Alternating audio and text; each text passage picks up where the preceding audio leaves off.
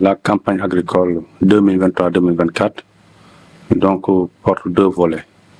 Il y a le volet campagne de production en hivernage et la campagne de commercialisation, en plus bien sûr de la campagne maraîchère.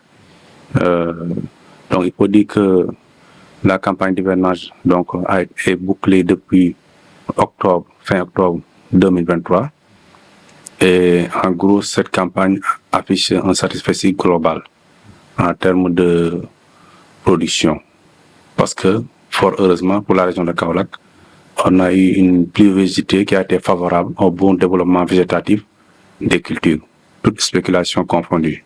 À cet effet donc, on a eu des productions donc, qui ont été satisfaisantes en termes de rendement pour l'arachide, pour le mil, pour le maïs et toutes les cultures de diversification. Nous sommes au 3e mois de campagne de commercialisation et il nous reste à peu près 1 mois et demi pour cette campagne. Donc, depuis le démarrage, il faut dire que en termes de situation, cette campagne de commercialisation est très timide au niveau de ce qui est convenu d'appeler le circuit officiel.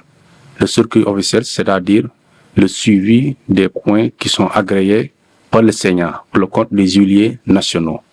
Donc 65 points ont été agréés par le Sénat à l'échelle régionale et à l'arrivée, donc seuls 19 points ont été actifs. Ces 19 points donc ont collecté à la date du 29 février 2010 tonnes. 2010 tonnes et à cet effet, pour le moment 1810 tonnes ont été évacuées vers les huiliers et principalement Copéol et Sonacos. Donc ce qu'il y a lieu de noter pour cette campagne de commercialisation, c'est que c'est une campagne qui a été très stable. Donc très stable en termes de prix, en termes d'offres. Parce que les prix depuis le début de la campagne ont tourné autour de 300 francs. Et globalement, ils ont varié entre 300 et 350 francs pour la variété 55-437 et entre 300 et 330 francs pour la variété 73-33.